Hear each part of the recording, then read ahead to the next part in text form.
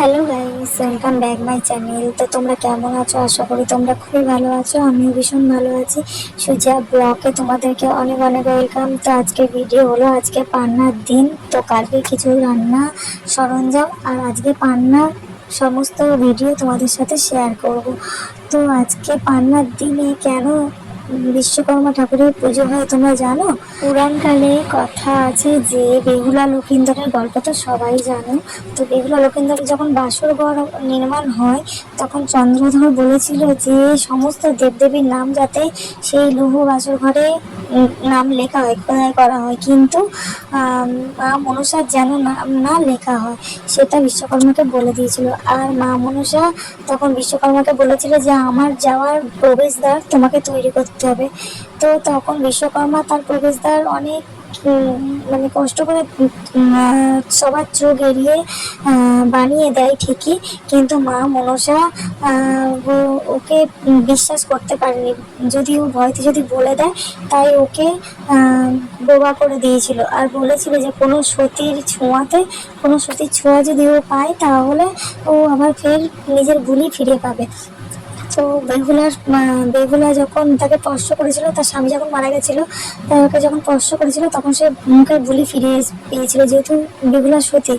তো যাই হোক, আর বলেছিল যে এই কাজের জন্য আমি যখন পুজো পাবো তখন তুমিও পুজো পাবে। তো রান্না পুজোর পরের দিন ওই জন্য বিশ্বকর্মা পুজো হয়। তো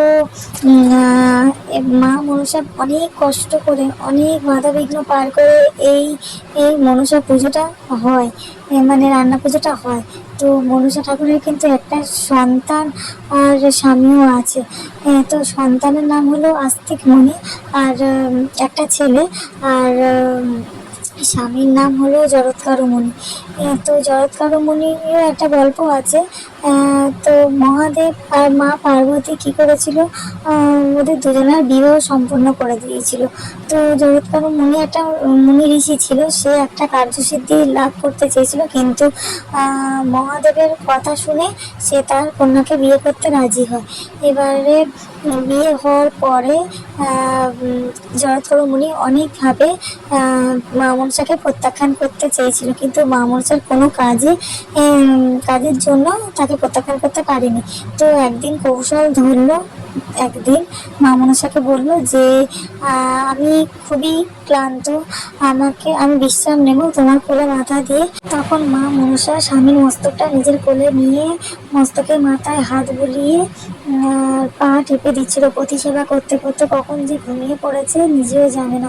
তারপর সন্ধ্যা হয়ে যায়। সন্ধ্যাকালে মা সন্ধ্যা এসে ডাকছিল মা মনসাকে যে মা আমাকে সন্ধে দাও, তো আমাকে খেতে দেবে না সন্ধ্যেবেলা? তো তখন মা বলেছিল হ্যাঁ আমি এক্ষুনি যাচ্ছি খেতে দিতে।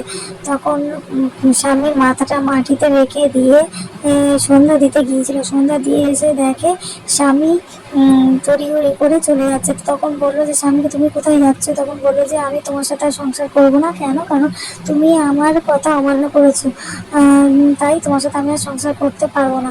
তো তখন মা মনসা অনেক হাতে পায়ে ধরেছিল, কিন্তু মণি কোনো কথা না শুনেই তাকে প্রত্যাখ্যান করে চলে গিয়েছিল। তো তারপর থেকে এই পুজো পাওয়ার জন্য মা মনসাকে অনেক কষ্ট করতে হয়, চাঁদের রাতে অনেক লাঞ্ছনা গঞ্জনা করে এই পুজো পায়।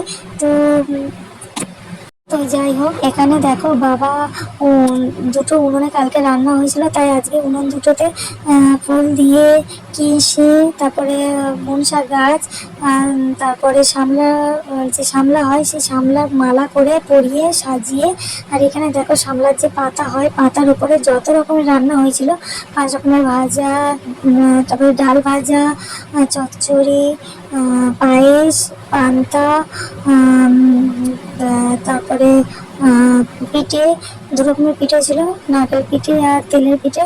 তো সব রকম সবাইকে দিচ্ছে। এখানে 7টা পুরুষ, আমার বাবা, তার বাবা, তার বাবা, তার বাবা, এই করে করে 7টা পুরুষের খেতে দিচ্ছে। আর এখানে নাগনাগিনী, ওই যে সামনে দুটো পাতা দেখতে পাচ্ছি ওখানে নাগনাগিনীকে খেতে দিয়েছে।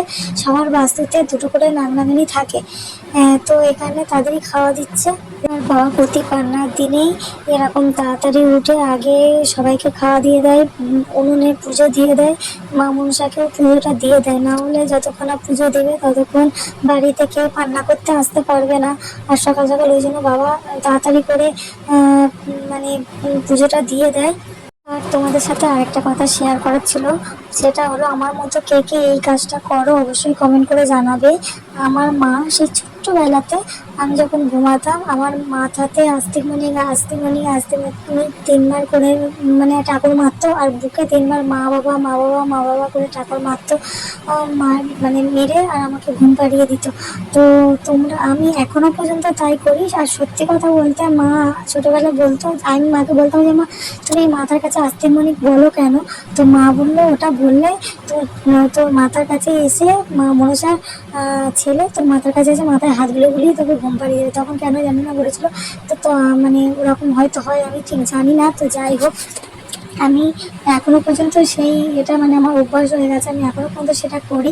তো আমার সত্যি আমি সারা রাত ধরে ভালোভাবেই ঘুমাই, আমার কোনো ভয় লাগে না কোনো কিছু। তো তোমরা এটা করো কিনা আমাকে অবশ্যই কমেন্টে জানাবে। তো আর এখন করে তো আমার ছেলেও হয়ে গেছে, আমি আমার ছেলেকেও তাই করি। তো বুকে মা বাবা বলে দিই না, বুকে লক্ষ্মীনারায়ণ বলে দিই 3বার, আর মাথার কাছে আস্তিক মণিক বলে দিই 3বার।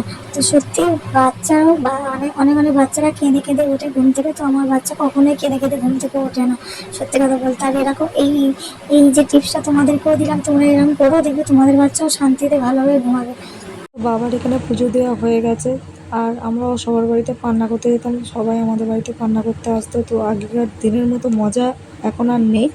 তো কেমন লাগলো ভিডিওটা অবশ্যই কমেন্ট করে জানাবে। তো আজকে আমার ভিডিও এই পর্যন্ত, ভালো লাগলে লাইক কমেন্ট শেয়ার করে দিও। আর যারা আমার চ্যানেলে নতুন আছো তারা প্লিজ সাবস্ক্রাইব করে দিও, আর লাইক কমেন্ট শেয়ার করে দিও। দেখা হচ্ছে অন্য কোনো ভিডিওতে, ততক্ষণে সুস্থ স্বাভাবিক ভালো থাকো। আজকের মতো টাটা।